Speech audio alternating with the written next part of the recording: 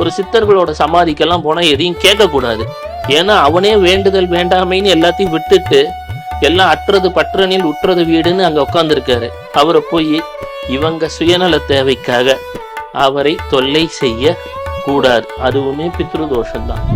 இல்ல இறந்து போனவங்க படத்தை பெருசா ஃப்ரேம் வச்சு 4 அழகா ஊதுபத்தி சாம்பிராணி எல்லாம் காட்டினீங்கன்னா சரியாயிடுமான்னா அதற்கும் பித்ருதோஷத்திற்கும் சம்பந்தம் கிடையாது. பரிகாரம்னு பித்ருதோஷத்துக்கு கிடையவே கிடையாது. சில தோஷங்கள் நாம் அனுபவித்துத்தான் தீர வேண்டும் என்பது விதி. அதுல ஒரு தோஷம் இந்த பித்ரு தோஷம். இந்த இயற்கை சார்ந்த விஷயங்களை எல்லாம் நாம் மதிப்பதே கிடையாது. அது பித்ரு தோஷமாக செயல்படும். பெற்றோரை மதிக்க கற்றுக்கொள்ள வேண்டும். குழந்தைங்களுக்கெல்லாம் தாத்தா பாட்டினா குட் மார்னிங் குட் ஈவினிங்னா சொல்லணும் அப்படின்னா சொல்லணும். உங்க சொத்து தகராறு எவ்வளவு வேணாலும் இருக்கலாம், வீட்டுல 1008 பிரச்சனை இருக்கலாம். முன்னோர்களை மதிக்காமல் விட்டுவிட்டு பெரியோர்களை மதிக்காமல் விட்டுவிட்டு என்ன பூஜை செய்தாலும் அது வீண் செலவுதான்.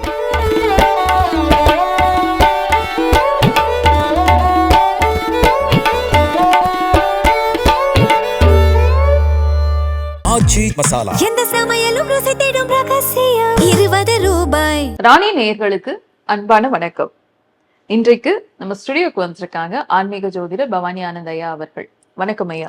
சகோதரி வணக்கம். வெள்ளைக்கொம்பன் விநாயகனது பேரொரு கருணையினாலே ராணி ஆன்லைன் நேயர்கள் வாழ்க்கையிலே அனைத்து நலமும் வளமும் பெருகட்டும். கேள்விகளை தொடரலாம் ஐயா. 2007-8 அந்த டைம்ல வந்துட்டு இப்போ கிரக சேர்க்கை வந்திருக்குன்னு சொல்றாங்களா, அதே மாதிரி கிரக சேர்க்கை 2007-8ல வந்ததா சொல்றாங்க. அதுக்கப்புறம் இவ்வளவு வருஷம் கழிச்சு இப்பதான் வந்திருக்கு. இது வந்துட்டு ஒரு குரூஷியலான கிரக சேர்க்கை, ரொம்ப டேஞ்சரஸ்லாம் சொல்றாங்க. இத பத்தி எங்களுக்கு கொஞ்சம் விளக்கமா சொல்லுங்க. கட்டாயமாமா. 2007 இறுதி 2008 கேது என்று சொல்லக்கூடிய கிரகம் மகம் நட்சத்திரத்திற்குள் பிரவேசம் ஆகிறது. உலகத்திலே அப்பொழுது பல 100 ஆண்டுகளாக இருந்த வங்கித்துறையை சார்ந்த பெரிய நிறுவனங்கள் எல்லாம் சரிந்து விழுந்தன.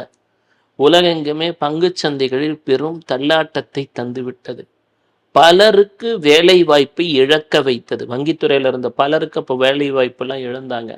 சப்ரைம் கிரைசிஸ் என்று சொல்லுவார்கள்.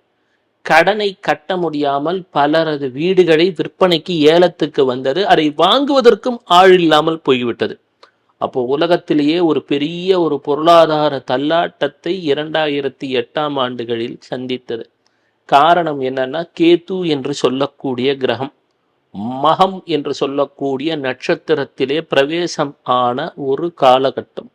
எனினும் அந்த சூழ்நிலையிலே குரு அதிச்சாரத்தில் இல்லை. அதுக்கு அந்த காலகட்டத்தில் அது ஒரு பிளஸ் பாயிண்ட். இப்போ அது போன்றும் சூழல் இல்லை. குரு அதிச்சாரத்துல வெகு வேகமாக வந்து கொண்டிருக்கிறது. இது போன்ற சூழலை பித்ருதோஷத்தின் ஒட்டுமொத்த வடிவம் என்றே சொல்லுவார்கள். அப்போ பித்ருதோஷம் அப்படின்னா மகம் நட்சத்திரம்னா என்னன்னு புரிஞ்சுக்கணும். மகம்னா நாற்காலின்னு அர்த்தம். ஒரு அலுவலகத்திலே வேலை செய்கிறோம் என்றால் நாற்காலியைத்தான் குறிக்கும். பித்ருக்கள் என்று சொல்லக்கூடியவர்கள் நம் முன்னோர்கள். இந்த பித்ருன்ற சொல் எங்கிருந்து வந்தது அப்படின்னு பார்க்கணும். பிருத்து அப்படின்னு ஒரு மன்னன் இருந்தானா. அந்த மன்னன் ஸ்ரீமத் பாகவதத்திலே சொல்கிறார்கள், உலகத்திலே முதல்ல கனிம வளங்களை கண்டுபிடித்தவன் அவன் தானா. இப்ப மைனிங் எல்லாம் சொல்றோம் இல்லையா, மைனிங் பண்றோம், பூமிக்கு அடியில போர் பண்ணி தண்ணி எடுக்கிறோன்னு. இந்த மன்னன் முதலிலே உலகத்திலே உலோகத்தை பற்றி கண்டுபிடித்தானா. அப்போ உலோகத்துல ஏர், கலப்பை, ஆயுதங்கள், சக்கரம் எல்லாம் அவன் தான் கண்டுபிடிக்கிறான். இத்தனையும் கண்டுபிடித்து மனிதர்களுக்கு இயற்கை வளத்தினாலே விஞ்ஞானத்தில் கற்காலத்திலிருந்து உலோகத்திற்கான பயன்பாட்டை தந்து விடுகிறான். ஆனால் அவன் காலத்திற்கு பிறகு மனிதர்களுக்கு அவன் மேல் நன்றி இல்லையா. அவன் வாழ்க்கை முழுவதுமே கண்டுபிடிப்புகளிலேயே காலத்தை செலவு செய்து விட்டதாக இந்த பிருத்துவ சொல்றாங்க. மக்கள் அவன் இறந்த பிறகு இன்னும் நல்லா செஞ்சிருக்கலாமே, இன்னும் சில வசதிகளை எங்களுக்கு ஏற்படுத்தி கொடுத்திருக்கலாமே, இதை யார் வேணாலும் செய்யலாம் அப்படின்னு அவனை ஏளனம் பேச ஆரம்பிச்சிட்டாங்களாம். இயற்கை தண்டிக்க துவங்கியதான். பெரிய பிரளயம் வந்துதான். அப்ப இயற்கைக்கு சொன்னதான், ஒரு மன்னன் அவன் வாழ்நாள் முழுவதுமே மக்கள் வாழ்க்கையை மேம்படுத்த வேண்டும் என்று கஷ்டப்பட்டிருக்கான். அவன் உங்க முன்னோர். அவனை அவமரியாதை செய்து விட்டீர்கள். இது பேர் பித்ரு தோஷம் என்று பெயர். நீங்கள் இயற்கையும் நன்றி செலுத்துறது கிடையாது, உங்க முன்னோர்களையும் நீங்க மதிக்கிறது கிடையாது. அதற்கான விலையை கொடுக்க வேண்டும்னு சொல்லிச்சான். இந்த பித்ருதோஷம் ஏன் செயல்படுகிறது என்றால், நன்றியுள்ள பிராணின நாயை சொல்லுவோம். அப்போ பூனையை நாம் ஒரு அன்பான விலங்காக சொல்வோம், ராகுவோட தன்மை. இவற்றையெல்லாம் மனிதன் மதிக்கிறானா? கிடையாது. எங்கே நம்ம பைரவருக்கு கூட வாகனமா எதை சொல்லுவோம்? நாயைத்தான் சொல்லுவோம்.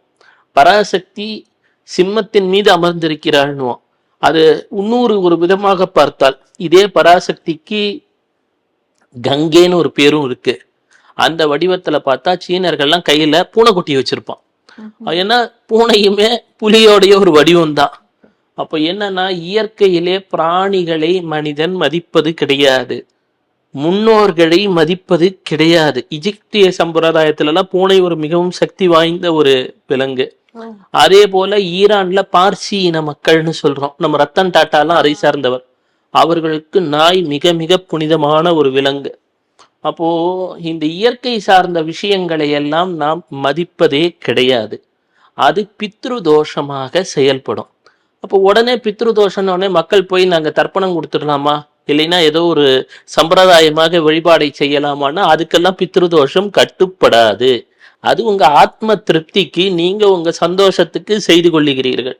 இல்ல இறந்து போனவங்க படத்தை பெருசா ஃப்ரேம் வச்சு நாளுக்கு அழகா ஊதுபத்தி சாம்பிராணி எல்லாம் காட்டினீங்கன்னா சரியாயிடுமானா, அதற்கும் பித்ரு தோஷத்திற்கும் சம்பந்தம் கிடையாது.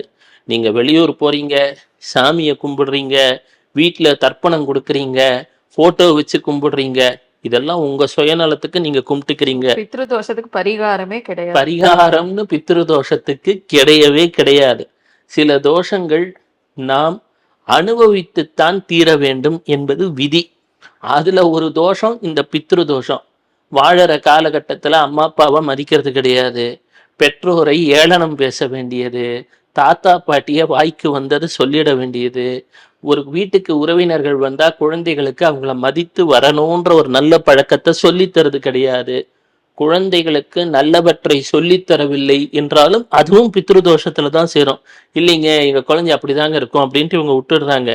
உறவினர்களை மதிக்க வேண்டும், செல்வத்தை வைத்து எடை போடக்கூடாது, இதெல்லாம் இந்த காலத்துல ஒரு சிலர் சொல்லித்தரத மறந்துடுறோம். இதெல்லாம் என்ன ஆகுமா, பித்ரு தோஷம் என்று சேர்ந்து விடுகிறது. சரி, அப்போ விநாயகரை நம்ம என்ன சொல்லுவோம்னா மக நட்சத்திரத்துக்கு சொல்லுவோம். எதுக்காகனா, விநாயகருக்கு அவருடைய தந்தையால் சில சிரமங்கள், அவருக்கும் அவர் சிரமே மாறுபட வேண்டிய சூழ்நிலையெல்லாம் வந்தது. எந்த சூழ்நிலையிலும் அவர் தன் தாய் தந்தையை பழித்து பேசவில்லை. விநாயகரை ஏன் பித்ருதோஷத்துக்கு தீர்வுன்னா, அங்க இருக்கிற மெசேஜை பிடிக்கணும். எந்த சூழ்நிலையிலும் அவருக்கு இருக்கக்கூடிய வாகனம் என்பது எலி. நம்ம அம்மா அப்பா சின்னதா ஒரு ஸ்கூட்டர் வாங்கி கொடுத்தா அந்த பையனுக்கு கார் வாங்கி கொடுத்துட்டாங்க, எனக்கு ஏன் ஸ்கூட்டர் வாங்கி தரலன்னு கேட்கிறோம். இவருக்கு கொடுத்த வாகனம் எலி. இவர் தந்தையால் ஒரு சிரமம். இத்தனையும் மீறி அவர்களை ஒரு வார்த்தை கூட குறை சொல்லவில்லை. அப்ப எந்த சூழ்நிலையிலையும் பெற்றோரை குறை சொல்லக்கூடாது என்பதே விநாயகர் நமக்கு வலியுறுத்தக்கூடிய தத்துவம். சரி, இந்த கேது இப்ப மகத்துல வந்திருக்கிறாரே, இது எந்த மாதிரி எல்லாம் மாற்றங்களை தரும் என்று சொன்னால், கேத்துன்னு சொன்னா ஒரு பற்றற்ற தன்மை, கேத்துன்னு சொன்னா ஒரு துறவி. நாம் என்ன பண்றோம், சித்தர் சமாதிக்கு போயிட்டு கூட அதுவே கேத்துவோட தத்துவம் தான். அவரே எல்லாம் வேண்டாம், ஞானம்தான் முக்கியம்னு இருந்திருப்பார்.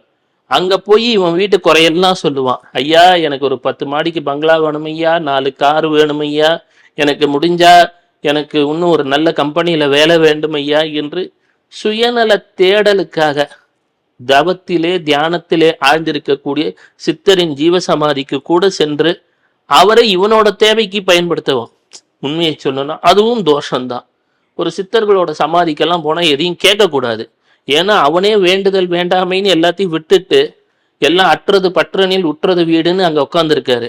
அவரை போய் இவங்க சுயநல தேவைக்காக அவரை தொல்லை செய்ய கூடாது. அதுவுமே பித்ரு தோஷம்தான். இது போன்ற தோஷங்கள் கேதுவினால் வரக்கூடியவை. இந்த கேது என்று சொன்னால் ஒரு பற்றற்ற தன்மையை தந்துவிடக்கூடியவை. உதாரணமா நீங்க மேஷ லக்னமா இருக்கீங்கன்னா 5ஆம் இடம் என்று சொல்லக்கூடியது புத்திரஸ்தானம். நீங்க சில சமயங்களிலே குழந்தைகள், நீங்க உங்க பெற்றோரை தவறா பேசியிருப்பீங்க, அந்த தவறு என்ன பண்ணும், குழந்தைகள் ஏதோ ஒரு வார்த்தையை உங்களிடம் பிரயோகம் செய்யும் சூழ்நிலை உருவாகிவிடும். அதே போல நீங்க ரிஷபமா இருப்பீங்க லக்னமா, உடனே என்ன ஆகும், உங்களுக்கு இல்லத்திலே ஏதோ ஒரு மனக்கசப்பு வந்துவிடும். ஆனா அந்த மனக்கசப்புக்கு காரணம் என்ன? என்றோ ஒரு நாள் நீங்கள் மற்றொருவருக்கு அதை தந்திருப்பீர்கள். இந்த கேதுவினால் வரக்கூடிய தோஷம் என்பது 12 ராசிகனுக்குமே ஏதோ ஒரு வகையிலே ஒரு கசப்பை தருவதற்கான வாய்ப்புகள் உள்ளது. இது எப்ப துவங்குச்சியா? இது 29/3/2026 துவங்கியது. மார்ச் மார்ச் 29 தொடங்கி 5ஆம் தேதி டிசம்பர் முடியும். அப்போ இந்த காலகட்டம் என்ன ஆகும் அப்படின்னா, உங்க முன்னோர்கள் ஏதோ ஒரு வகையிலே உங்களை தொடர்பு கொண்டு விடுவார்கள். அது இப்படி சொல்றேன்னா, ஏதோ ஒரு போன பிறவி உறவு வேறு ஒரு உறவாக மாறி நல்லா இருக்கீங்களான்னு கேட்டு அதுக்கு உங்களுக்கு நற்பலனையும் தரலாம், பாதகத்தையும் செய்யலாம். ஏன்னா நம்ம முன்னோர்களுக்கு நன்மை செய்திருந்தால் இது இந்த 6 மாத காலம் 9 மாத காலத்துல இந்த 9 மாத காலத்துல ஒரு நன்மையை தந்துடும். இல்லைன்னு சொன்னா நமக்கு ஏதோ ஒரு வகையிலே ஒரு தீமையையும் தந்துவிடும். இது என்ன தசா புத்தி நடந்தாலும் சரி, உங்களுக்கு என்ன தசா புத்தி நடந்தாலும் சரி, கேது எந்த கட்டத்துல எந்த கிரகம் இருந்தாலும் சரி, இந்த 9 மாத காலங்கள் ஒரு போர்ட்டல் ஓப்பனிங்னு வாங்க தெரியுங்களா? இந்த விண்டோ ஓப்பனிங்னு வாங்க தெரியுமா? நீங்க இணையதளத்துல எல்லாம் சொல்லுவாங்க இந்த நேரத்துல இருந்து இந்த நேரத்துக்குள்ள பயன்படுத்தலாம். அது போல இந்த 9 மாதங்கள் பே பேக் டைம் இந்த டிசம்பர் வரைக்கும். நல்லது செஞ்சிருந்தீங்கன்னா நல்லது நடக்கும், கெட்டது செஞ்சிருந்தா அதுக்கும் ஒரு விலையை தர வேண்டியதாக போகும். ஏதோ ஒரு பொருள் உங்களை நீங்கள் தீமை செய்திருந்தால் விட்டு விலகும் மனப்பக்குவத்தை தந்துவிடும். நான் சொல்றது எப்படி சொல்லலாம்னா, நீங்க யாரான முன்னோர்களுக்கு ஏதோ ஒரு கெடுதல் பண்ணியிருந்தீங்கன்னா இந்த 9 மாதத்திற்குள் அது உங்களுக்கு ஒரு வலியை வேதனையை தர வாய்ப்பு உள்ளது. சரி, நாங்க தெரியாம செஞ்சுட்டோம், எல்லாரும் ஏதோ ஒரு தப்பு பண்ணியிருப்போம், இதற்கு தீர்வுன்னு ஏதான உண்டா? எல்லாத்துக்கும் ஒரு தீர்வு இருக்கணும்ல. பிரச்சனைன்னு இருந்தா அருகிலே முதியோர் இல்லங்கள் எங்கே இருக்கிறதோ அங்கே சென்று, ஏன்னா இது பித்ருதோஷம்னா ஏற்கனவே சொல்லிட்டேன், முன்னோர்களுக்கு முதியோர்களுக்கு இயலாதவர்களுக்கு செய்த துன்பம் அது நம்மளை போட்டு மிதிக்கும் அப்படின்னு. அப்போ பக்கத்துல ஏதான முதியோர் இல்லங்கள் இருந்தால் அங்க உங்களால முடிந்த பொருட்கள், ஒரு ஒரு அடுப்பு வாங்கி தரலாம், ஒரு உட்கார்ற நாற்காலி வாங்கி தரலாம், ஏதோ உங்களோட கிரியேட்டிவிட்டிக்கு, இது என்னதுன்னு கிடையாது, உங்களுக்கு தெரியும் இல்லையா இது அவங்களுக்கு பயன்படும்னு ஒரு பொருள், அது போன்ற பொருட்களை வாங்கி கொடுத்து விட்டு ஒரு நன்றி உணர்வுடன் நன்றி சொல்லிவிட்டு வந்து விட வேண்டும். இதுல இன்னொன்னு ஒண்ணு இருக்கு, நம்ம ஆளுங்க வாங்கி கொடுத்துட்டு உபயம்னு பேரை எழுதிடுவோம். அப்படி எழுதினீங்கன்னா அந்த தானமும் தர்மமும் பலனை தராது. முக்கியமான விஷயம் தெரிஞ்சுக்கணும், இந்த கோயில்ல எல்லாம் விழா நடக்குதுன்னா முதல்ல போய் விஐபி சேர்ல உட்காரக்கூடாது. விஐபி சேர்ல உட்காந்துட்டீங்கன்னு சொன்னாலே அங்கே கேத்துவிற்கு இதெல்லாம் ஆகாது. கேத்துன்றது முற்றும் துறந்த ஞானி முனிவன். சரி, நீ முன்னாடி போய் கடைசி சீட்ல உட்கார்ந்தவனுக்கு தான் கேத்து அருள் பண்ணுவார். ஏன்னா கேத்து என்று சொன்னாலே அது வால் பகுதி. யார் ஒருத்தன் கடைசியில கடவுள் அப்படி இருக்கும்போது ஓரமா இருக்கானோ அவனுக்கு அருள் உண்டு. முதல்ல எல்லாரையும் தள்ளி பிடிச்சிட்டு நான் போய் முன்னாடி உக்காந்தேன்னு சொன்னா அங்க அதற்கு ஒரு விலையும் உண்டு. கேத்து என்று சொன்னால் பணிவை எதிர்பார்ப்பவர், பெரியவர்களை மதிக்க வேண்டும் என்று நினைப்பவர். முதியோர் இல்லங்களுக்கு செல்லுங்கள், இயன்ற உதவிகளை செய்து விடுங்கள். செஞ்சுட்டு என் பேர் இது, நான் நல்லா இருக்கணும்னு பிரார்த்தனை பண்ணுன்னு கேட்கக்கூடாது. கேதுவை பொறுத்த மட்டும் ஒன் அமாங் த கிரௌடுன்னு வாங்க தெரியுமா, கூட்டத்துல ஒருவனா இருந்து நல்லதை செஞ்சிட்டீங்கன்னா விட்டுருவார் அப்படின்றது கேதுவோட பிலாசபி. இல்ல, நான் என்னை முன்னிலைப்படுத்திக் கொள்ள வேண்டும் என்று நினைத்து விட்டால் அது என்ன பூஜை பண்ணாலும் அதுக்கு பிரயோஜனம் கிடையாது. எனவே புரிஞ்சுக்கோங்க, இந்த 9 மாசம் நீங்க நினைக்கிற அளவுக்கெல்லாம் கிரகங்கள் அவ்வளவு சாதகங்கள் கிடையாது. இது பேபேக் டைம். உலகத்துல நாம செய்த நல்வினை தீவினைக்கு ஏற்ப கிரகங்கள் பலனை தர ஆரம்பித்திருக்கிறார்கள். அவர்கள்கிட்ட நம்ம பிரார்த்தனையை பண்ணியெல்லாம் ஏமாத்துறதுக்கெல்லாம் வேலையே கிடையாது. தானம் தர்மம் அதுவும் நம்மை அடையாளப்படுத்தி கொள்ளாமல் செய்தால் பலன் தரும். வீட்டுல இருக்க பெரியவங்களை இப்பயாவது மதிக்கணும். உண்மையான வார்த்தைமா, பெற்றோரை மதிக்க கற்றுக்கொள்ள வேண்டும். குழந்தைங்களுக்கெல்லாம் தாத்தா பாட்டினா குட் மார்னிங் குட் ஈவினிங்னா சொல்லணும் அப்படின்லாம் சொல்லணும். உங்க சொத்து தகராறு எவ்வளவு வேணாலும் இருக்கலாம், வீட்டுல 1008 பிரச்சனை இருக்கலாம். முன்னோர்களை மதிக்காமல் விட்டுவிட்டு, பெரியோர்களை மதிக்காமல் விட்டுவிட்டு என்ன பூஜை செய்தாலும் அது வீண் செலவுதான். நன்றி. சரி.